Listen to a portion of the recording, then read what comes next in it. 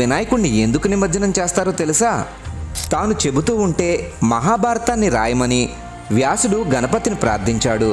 గణపతి అందుకు అంగీకరించి, నేను రాయడం ఆపకూడదు కాబట్టి నువ్వు ఆగకుండా చెప్పాలి అని షరతు విధించాడు. వ్యాసుడు అందుకు అంగీకరించి, నేను చెప్పేది మీరు అర్థం చేసుకోకుండా రాయకూడదు అని షరతు విధించాడు. గణేశుడు అందుకు ఒప్పుకోవడంతో వ్యాసుడు చెప్పడం మొదలుపెట్టాడు.